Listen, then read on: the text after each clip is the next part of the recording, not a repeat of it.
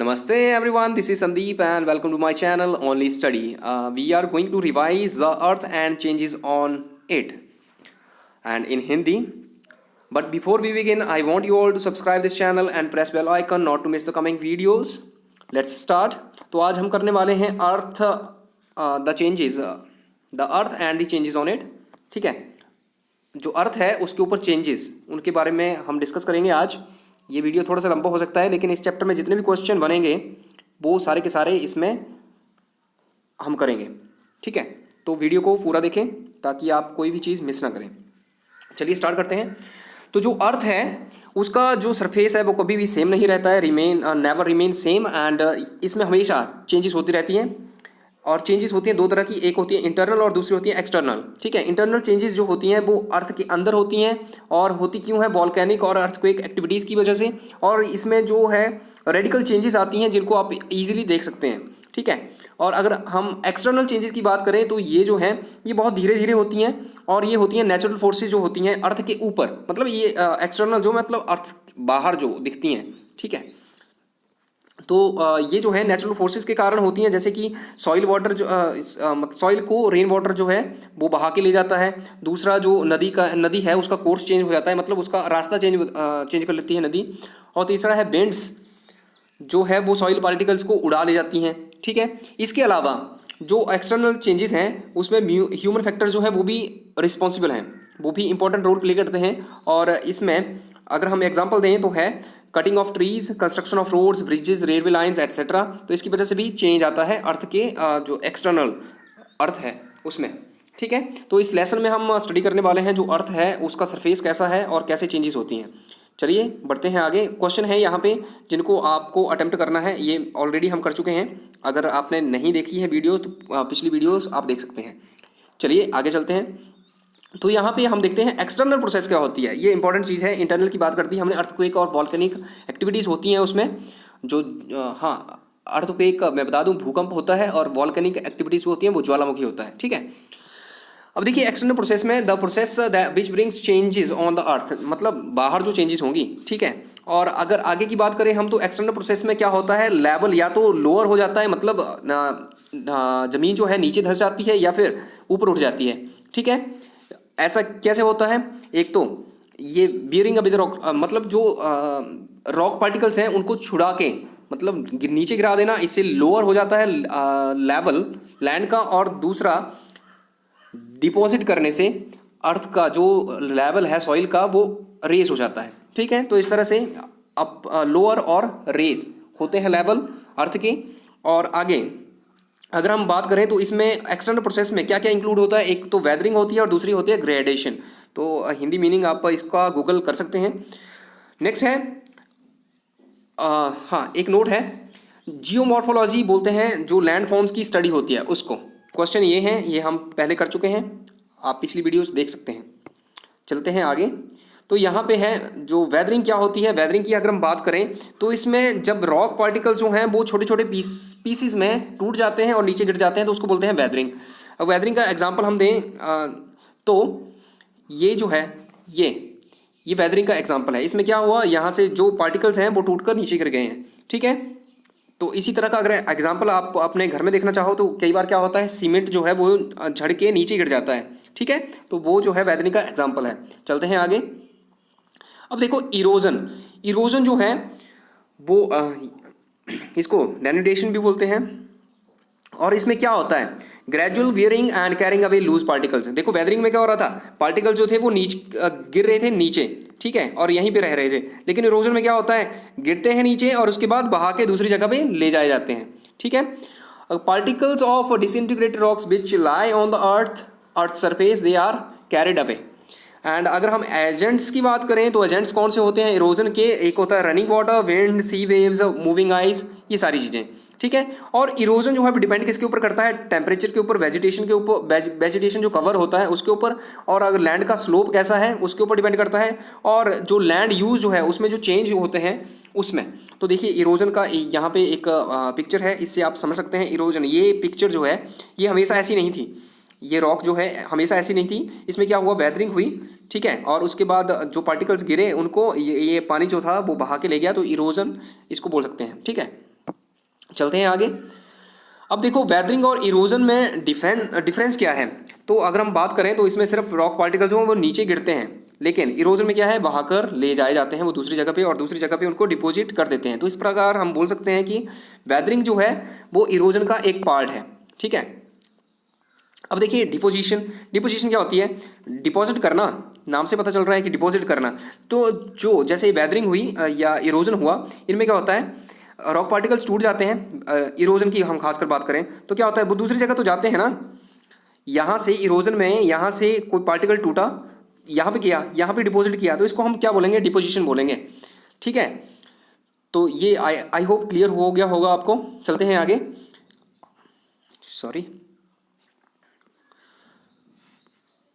तो यहाँ पे ग्रेडेशन की अगर हम बात करें तो ग्रेडेशन में क्या होता है, ग्रेडेशन होता है लेवलिंग द लैंड, मतलब लैंड को लेवल करना। लेवल मतलब कैसे, ऊपर भी हो सकता है लेवल, नीचे भी हो सकता है। ठीक है। लोअर और रेज द लेवल। तो ये देख सकते हैं आप, यहाँ पे क्या है, ग्रेडेशन का एग्जांपल है ये। यहाँ पे रॉक पार्टिकल्स जो है नीचे गिर गए हैं, ये भी ग्रेडेशन के एग्जांपल है। जो वैलीज बनती हैं वो भी ग्रेडेशन से बनती हैं, और जो माउंटेन्स हैं वो भी ग्रेडेशन से ही बनते हैं। चलते हैं आगे। तो देखिए अगर हम बात करें बेस ऑफ ग्रेडेशन की, तो ग्रेडेशन में दो तरह से ग्रेडेशन होता है, एक होता है ए ग्रेडेशन और दूसरा होता है डी ग्रेडेशन। तो ए ग्रेडेशन में हम पता लगा सकते हैं नाम से ही कि इसमें क्या होगा, डिपॉजिट होगी कोई चीज़ और लेवल को रेज कर देगी वो। ठीक है। और डी ग्रेडेशन में क्या होगा, लेवल जो है वो लोअर हो जाएगा। ठीक है। तो एग्जाम्पल अगर हम दें ए ग्रेडेशन का तो वो होते हैं माउंटेन्स। ठीक है। और अगर हम बात करें डी ग्रेडेशन की तो इसमें एग्जाम्पल होगा वैलीज या फिर प्लेन्स भी हम बोल सकते हैं। देखिए यहाँ से हम पिक्चर से समझ सकते हैं, ये देखो एक रेज्ड लैंड है, लेकिन क्या हुआ, धीरे धीरे इरोजन हुआ और जो यहाँ पे आके चीज़ें जो हैं वो डिपॉजिट होने लगी। ठीक है। और धीरे धीरे क्या हो गया, इसका जो लेवल है वो लोअर हो गया। तो इस तरह से ये ग्रेडेशन काम करता है। चलते हैं आगे। अब देखो एजेंट्स ऑफ ग्रेडेशन की बात करें तो हम ग्रेडेशन के जो एजेंट्स हैं वो है रनिंग वाटर। अब रनिंग वाटर जो है सबसे इंपॉर्टेंट है, और इसमें हम बात करते हैं रिवर की। मोस्टली रिवर्स जो हैं वो ही क्या करती हैं, ग्रेडेशन में बहुत ज़्यादा इंपॉर्टेंट रोल इनका रहता है। तो एक रिवर जो है, अब हम उसका लाइफ साइकिल भी पता कर लेते हैं। एक लाइफ साइकिल होता है इसका, जैसा किसी लिविंग फॉर्म का होता है कि एक पहले बच्चा होता है, पैदा होता है, उसके बाद जवान होता है, उसके बाद बुढ़ापे में जाता है, उसके बाद मर जाता है। ठीक है। तो इसी तरह से रिवर का भी एक साइकिल होता है। इसकी 3 स्टेजेस हैं, young stage, maturity stage, old stage, उसके बाद डेथ मैंने इंक्लूड कर दिया है। तो यंग स्टेज की बात करें तो क्या होता है, रिवर जो है जन्म लेती है कहाँ पे, माउंटेन्स स्ट्रीप्स पे, मतलब जो ढलान होती है माउंटेन्स की वहाँ से निकलती है ये। और फिर उस टाइम क्या होता है, इसका मैक्सिमम इरोजन रेट होता है इसका वहाँ पे, मतलब सबसे ज़्यादा जो इरोड करती है चीज़ों को ये, तो जहाँ पे स्लोप माउंटेन्स में जहाँ से इसकी बिगनिंग होती है वहीं से करती है। और इसका देखो ये क्या करती है, काटते हुए जाती है चट्टानों को या जो भी इसके रास्ते में आता है सब कुछ काटते हुए जाती है। तो इससे क्या होता है, वैलीज फॉर्म होती हैं, आई शेप्ड और वी शेप्ड वैलीज। ठीक है। और साथ में वाटरफॉल भी बनाती है, आपने देखे होंगे वाटरफॉल्स। उसके बाद ये दूसरी स्टेज में पहुंचती है, मैच्योरिटी स्टेज में। जब कब होती है मैच्योरिटी स्टेज, जब ये प्लेन्स में एंटर कर जाती है। इस टाइम क्या होता है, इसकी वॉल्यूम जो है इंक्रीज हो जाती है, मतलब पानी इसमें बढ़ जाता है, और जो स्लोप्स है लैंड का वो डिक्रीज हो जाता है। और ये क्या होती है, स्लो स्पीड कर देती है रिवर की। जैसे प्लेन में एंटर करेगी तो स्पीड स्लो हो जाएगी। उसके बाद क्या होता है, मैच्योरिटी स्टेज में ये क्या होती है, मिनेंडर्स आगे डिस्कस करेंगे हम। मिएंडर्स में क्या करती है, ये फ्लो करती है। अब आगे बात करें हम, ओल्ड स्टेज में पहुंच जाती है। ओल्ड स्टेज में क्या होता है, ये बहुत बड़ी बन जाती है, स्लगिश हो जाती है और डिवाइड हो जाती है छोटी छोटी ट्रिब्यूटरीज में, छोटी छोटी मतलब धाराओं में। और उसके बाद इसमें जो भी सिल्ट होती है, सैंड होता है, सेडिमेंट्स होते हैं, जो कुछ भी इसने लाया होता है ऊपर से बहा के, उसको क्या कर देती है, ये डिपॉजिट कर देती है। और इसके डिपोजिशन से क्या बनता है, डेल्टा बनता है। तो इसमें एक चीज़ मिस हो गई है शायद, सुंदरबन डेल्टा जो है वर्ल्ड का लार्जेस्ट डेल्टा है। ठीक है। और कौन बनाता है इसको, गंगा और ब्रह्मपुत्र नदियाँ बनाती हैं। तो ये एक्स्ट्रा बता दिया मैंने आपको यहाँ पे। अब देखो एक रिवर जो है मरती कब है, मतलब इसकी डेथ की बात कर दी है मैंने यहाँ पे। तो जब हम बोल सकते हैं जब ये किसी बे में या किसी सी में गिर जाएगी तो इसकी मौत हो जाएगी। तो ये क्वेश्चन है, आप अटेम्प्ट कीजिएगा इनको। हाँ, ये देखिए स्टेजेस की बात की है। माउंटेन्स यहाँ पे क्या होता है, बर्थ होता है इसका, उसके बाद ये प्लेन्स हैं, तो यहाँ पे पहुँच गई ये, तो ये प्लेन्स में पहुँचने के बाद क्या हुआ, ये इसकी सेकंड स्टेज है, मैच्योरिटी स्टेज, और उसके बाद ये थर्ड स्टेज है। ये थर्ड स्टेज में आप ये देख रहे हैं ऐसे ऐसे, थर्ड नहीं है ये, तो मतलब प्लेन्स में बह रही है ना, ये मिएंडर्स में बह रही है, जो कर्वी वेज होते हैं। चलिए आगे डिस्कस करते हैं हम इसको। तो ये 3 स्टेजेस थी, आपको आई होप पिक्चर से क्लियर होगा। तो देखिए ये जो है मिएंडर्स क्या होते हैं, तो मिएंडर होता है कर्वी और जो वेंडी वे होता है रिवर का, ये देख सकते हैं आप, मतलब रिवर जो है ऐसे ऐसे वेंड करके ऐसे ऐसे जहाँ बहती है, तो उसको मिएंडर्स बोलते हैं। ठीक है, आई होप क्लियर होगा आपको। चलते हैं आगे।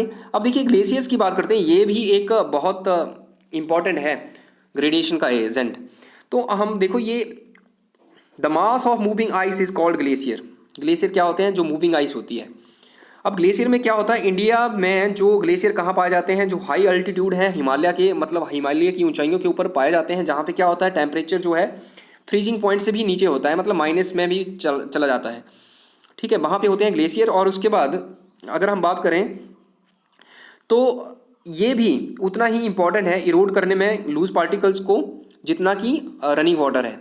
ठीक है, ये क्या करता है अपने साथ बहा के, जैसे ही कोई चट्टान जो है मतलब क्या बोलते हैं इसको, आइस शीट जो है, आइस शीट जो है नीचे टूट के जाएगी, तो क्या करेगी, अपने साथ में इसके जो भी आएगी चीज़ें उनको साथ में तोड़ के ले जाएगी, और जहाँ पे ये पिघलेगी वहाँ पे इनको डिपॉजिट कर देगी।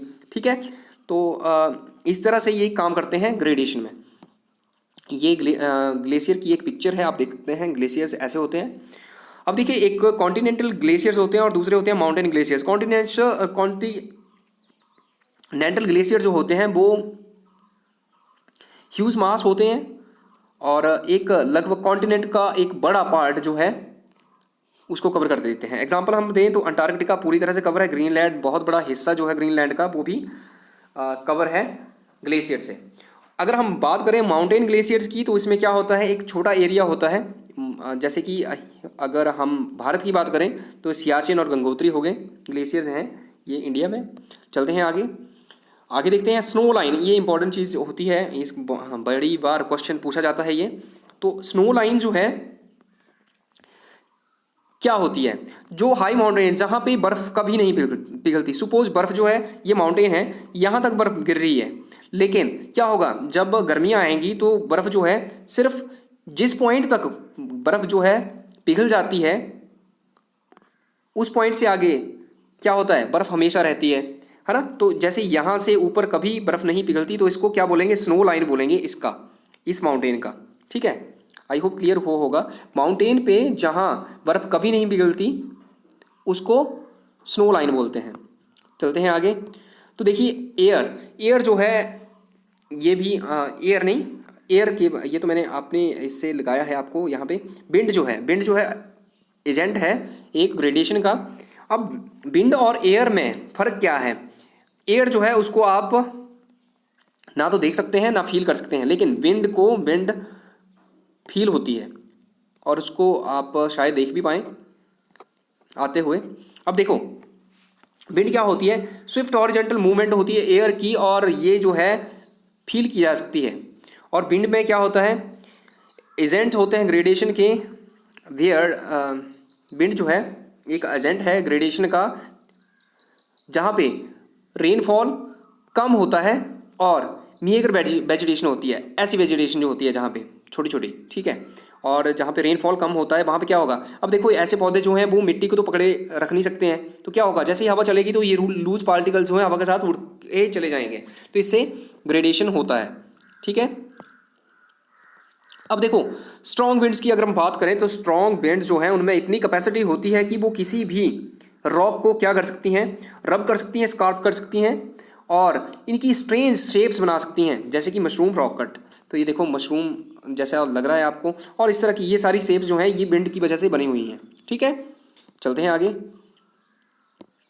अब देखिए यहाँ पे where land is exposed to strong winds, जहाँ पे जो स्ट्रॉन्ग विंड्स जो हैं वो आसानी से क्या कर सकती हैं, मिट्टी को उड़ा के ले जा सकती हैं। वहाँ पे क्या होता है, वहाँ पे सैंड ड्यून्स बनते हैं, और ये मोस्ट कॉमनली कहाँ होता है, डेजर्ट रीजन में होता है।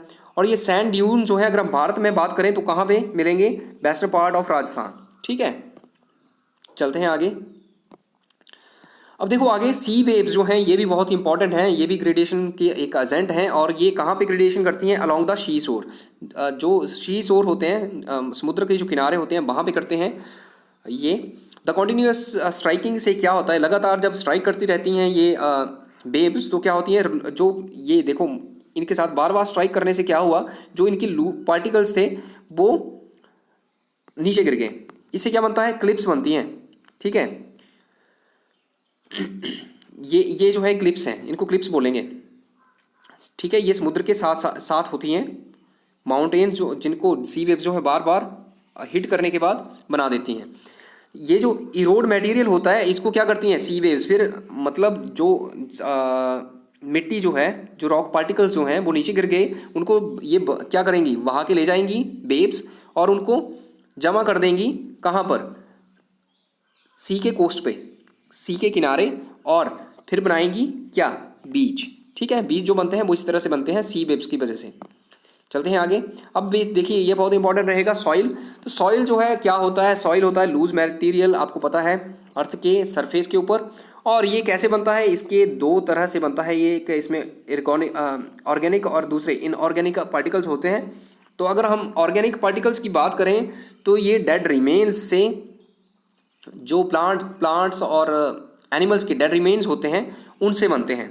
ठीक है, अब देखिए क्या होता है, जैसे जैसे टाइम बीतता है ये पार्टिकल्स जो हैं डिकम्पोज हो जाते हैं और ये बदल जाते हैं डार्क कलर्ड मटेरियल में, और उसको हम बोलते हैं ह्यूमस। ठीक है, तो ह्यूमस जो है बहुत इंपॉर्टेंट होता है, ये कंट्रीब्यूट करता है फर्टिलिटी ऑफ लैंड में, जो उपजाऊपन होता है ज़मीन का, वो ह्यूमस जो है उसमें बहुत बड़ा रोल प्ले करता है। और ये कहाँ पे, जहाँ पे हैवी ग्रोथ ऑफ प्लांट्स और रिच एनिमल्स होते हैं वहाँ पे ह्यूमस ज़्यादा होता है। ह्यूमस जो है जो डेजर्ट एरियाज होते हैं वहाँ पे कम होता है। आई होप क्लियर हुआ होगा। चलते हैं आगे। अब हम बात करें इनऑर्गेनिक की, तो इनऑर्गेनिक में जो पार्टिकल्स होते हैं जो रॉक से डिराइव्ड होते हैं। ठीक है, इनऑर्गेनिक पार्टिकल्स में क्या क्या आता है, disintegrated particles of different sizes. तो इनमें अगर हम बात करें तो जो लार्ज साइज के जो पार्टिकल्स होते हैं उनको ग्रेवल बोलते हैं, ये वाले पार्टिकल जो हैं इनको ग्रेवल बोलेंगे। और जो स्मॉलर वंस होते हैं उनको अलग अलग नामों से बुलाते हैं, जैसे सैंड हो गया, सिल्ट हो गया, क्ले हो गया। तो सैंड यहाँ पे देख सकते हैं, सिल्ट ये है, क्ले ये है। सिल्ट और क्ले जो हैं वो मोस्टली एक जैसी दिखती हैं। ठीक है, तो इसमें डिफरेंस जो है आप गूगल कर सकते हैं अगर आपने ज़्यादा जानने की वो हो, अगर आप चाहें कि आपने इसके बारे में ज़्यादा इंफॉर्मेशन लेनी है। तो the mixture of these particles makes different types of soils. जब ये इनका मिक्सचर होता है तो डिफरेंट टाइप्स की जो सॉइल है वो बनती है। और इनको जैसे सैंड जिसमें ज़्यादा होगी उसको सैंडी बोलेंगे, जिसमें सिल्ट ज़्यादा होगी उसको लोमी बोलेंगे, जिसमें क्ले ज़्यादा होगी उसको क्ले ही बोलेंगे। ठीक है, चलते हैं आगे। तो यहाँ पे जो फॉर्मेशन है सॉइल का वो कैसा होता है, ये बहुत ही स्लो प्रोसेस है और इसमें हज़ारों साल लग जाते हैं, एक पतली सी लेयर बन पाती है तब भी। ठीक है, तो देखो इसमें सॉइल के अगर हम बात करें तो एक ट्रांसपोर्टेड सॉइल होती है और दूसरी रेजिडुअल इसकी प्रोनाउंसिएशन देख लेना आप, रेजिडुअल होता है, रेजिडुअल सॉइल होती है। तो ये ट्रांसपोर्टेड सॉइल कैसे बनती है, जैसे सॉइल इरोजन की हम बात करें, इरोज करके क्या होता है, ये डिटैच हुई, देखो पिक्चर में देखते हैं, ये यहाँ से क्या हुआ, रेन वाटर आया, उसने क्या किया, यहाँ पे जो पार्टिकल्स हैं उनको डिटैच किया, उसके बाद उसको ट्रांसपोर्ट करके ले गया, इसको नीचे, और क्या हुआ, नीचे जाने के बाद इसने इसको यहाँ पे डिपॉजिट कर दिया, और डिपॉजिट होने के बाद यहाँ पे जो है एक लेयर बन गई मिट्टी की, उसको हम क्या बोलेंगे, ट्रांसपोर्टेड सॉइल बोलेंगे। दूसरी तरह की सॉइल कैसी होती है, रेजिडुअल जो सॉइल है वो वेदरिंग प्रोसेस जब क्या करती है, रॉक पार्टिकल्स को ब्रेक करती है। वेदरिंग की बात हमने पहले कर चुके हैं। तो उसमें क्या होता है, वो वहीं पे गिर जाते हैं, जो टूटी हुई मिट्टी है वो वहीं पे रह जाती है, और उसी को हम रेजिडुअल सॉइल बोलते हैं। जैसे ये देख सकते हैं आप, यहाँ पे क्या हुआ, एक लहासा गिरा और जो मिट्टी है वो वहीं पे रह गई, तो इसको हम क्या बोलेंगे, रेजिडुअल सॉइल बोलेंगे। चलते हैं आगे। यहाँ पे देखो जो फॉर्मिंग है सॉइल की वो कैसे होती है। The soil forming process continues over a long span of time, ये लगातार चलती रहती है लंबे टाइम तक, हजारों लाखों सालों तक ये कॉन्टिन्यूसली चलती रहती है।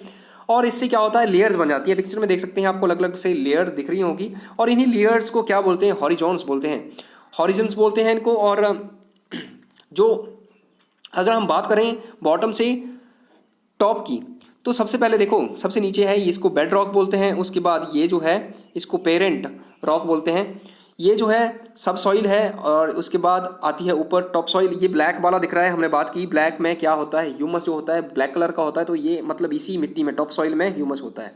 ठीक है, तो हाँ ये जो बात की है हमने यहाँ पे रिच होता है ह्यूमस में। आई होप क्लियर हुआ होगा आपको सारा। चलते हैं आगे।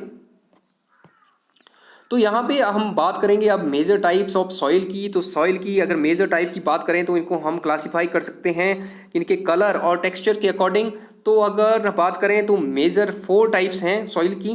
फर्स्ट है अलूवियल सॉइल, तो ये जो है अगर हम भारत में बात करें तो ये भारत का एक लार्ज पार्ट जो है, पास्ट है यहाँ पे पार्ट का नहीं ना, जो लार्ज पार्ट है इंडिया का, उसमें कौन सी सॉइल पाई जाती है, अलूवियल सॉइल पाई जाती है। और ये कैसे बनती है, ये रिवर जो हैं इसको बनाती हैं डिपोजिशन प्रोसेस से, ये रिवर्स इसको बनाती हैं। और ये कहाँ पर है, नॉर्दर्न और जो कोस्टल प्लेन्स हैं उनके साथ साथ ये पाई जाती है। और ये बहुत ही फर्टाइल होती है, और जो मेजर एग्रीकल्चर लैंड है इंडिया का उसको यही फॉर्म करती है अलूवियल सॉइल। ठीक है, चलते हैं आगे। अब देखिए ब्लैक सॉइल, ब्लैक सॉइल बहुत ही इंपॉर्टेंट है। देखो कलर से पता चल रहा है आपको कि ब्लैक है ये, और ये जो प्लांट है ये कॉटन के प्लांट है। अब डिस्कस करते हैं हम इसको, कहाँ पे पाई जाती है, पाई जाती है डेक्कन प्लेट्यू में, और ये गुजरात की कुछ पार्ट, महाराष्ट्र, और साथ में इसमें कर्नाटका के कुछ हिस्से आते हैं। ठीक है, और इस सॉइल में एबिलिटी है रिटेन करने की मॉइस्चर को, और जब ये वेट हो जाती है, ये पिक्चर के नीचे ढक गया है, अब मैं वीडियो बंद करूंगा तो ये प्रॉब्लम हो जाएगी।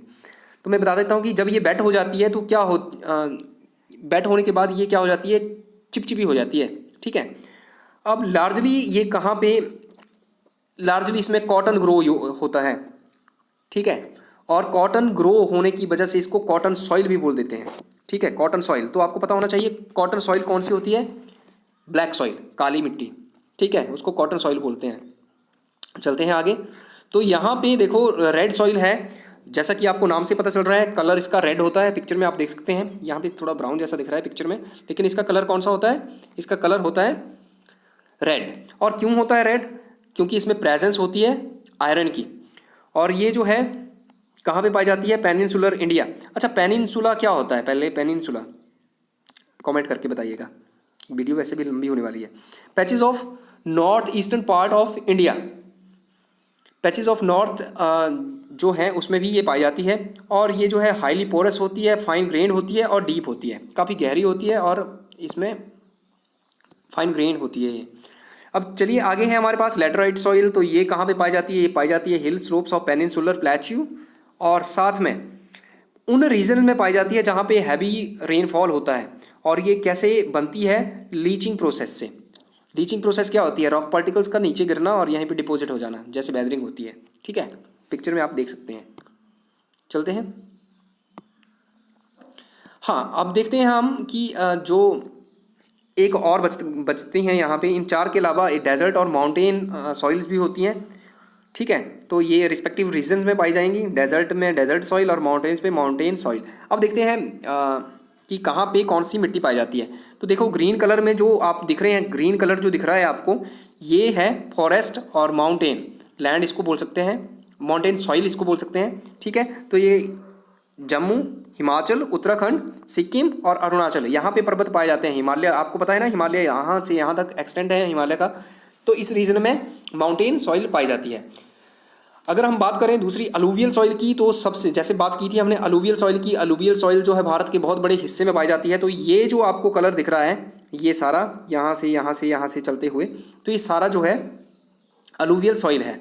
ठीक है, ये तो ये कहाँ कहाँ पाई जाती है, तो ये पाई जाती है देखो पंजाब में ऐसी है, हरियाणा में है, दिल्ली में है, यूपी में है, बिहार में है, उसके बाद असम के कुछ रीजन में है ये, और उसके बाद हम बात करें वेस्ट बंगाल में है। उसके बाद ये देखो ये जो कोस्टल एरिया है इसके साथ में, उसके बाद पुडुचेरी में, और उसके बाद अगर हम बात करें कि कुछ हिस्सा तमिलनाडु का, केरल में भी इसके पैचेस हैं, ठीक है। उसके बाद गुजरात में, गुजरात का एक बड़ा हिस्सा कवर करती है ये, ठीक है। राजस्थान के भी काफ़ी बड़े हिस्से में है। चलते हैं आगे। आगे कौन सा है, आगे की जो सॉइल है रेड सॉइल की या येलो सॉइल की हम बात करें तो ये देखो, ये छत्तीसगढ़, झारखंड, ओडिशा, तेलंगाना, आंध्र प्रदेश, कर्नाटका, तमिलनाडु के भी काफ़ी हिस्से में, फिर यहाँ पे महाराष्ट्र के भी कुछ हिस्से में। हम बात करें इस तरफ की तो यहाँ पे देखो अरुणाचल प्रदेश का काफ़ी बड़ा हिस्सा, नागालैंड, मणिपुर, मिजोरम, मेघालय, इसमें भी ये पाई जाती है। अगर हम बात करें इसके बाद ब्लैक सॉइल की तो ब्लैक सॉइल देखो एमपी में, महाराष्ट्र में, यहाँ पे कर्नाटका में, कर्नाटका का बड़ा हिस्सा है, आंध्र प्रदेश में भी पैचेस हैं, और भी छोटे छोटे पैचेस होंगे, आप देख सकते हैं यहाँ। अगर हम बात करें उसके बाद किसकी, लैटेराइट सॉइल की, तो लैटेराइट सॉइल हमने देखी, ये राजस्थान में पैचेस इसके, यहाँ पे गुजरात में नहीं, गुजरात में तो ये जो है दूसरी मिट्टी है, ये यहाँ पे गोवा में, यहाँ पे कर्नाटका का कुछ हिस्सा, यहाँ पे तमिलनाडु में, यहाँ पे उड़ीसा में, तो यहाँ पे ये पाई जाती है। अगर हम बात करें अराइल लैंड की तो ये है गुजरात में, ठीक है, बंजर भूमि। चलते हैं आगे। तो यहाँ पे अगर देखो जो हमें कौन कौन से मेजर जो हैं वो हम सॉइल कंजर्वेशन के लिए अपना सकते हैं, तो हम कर सकते हैं प्लांट ट्रीज़ को।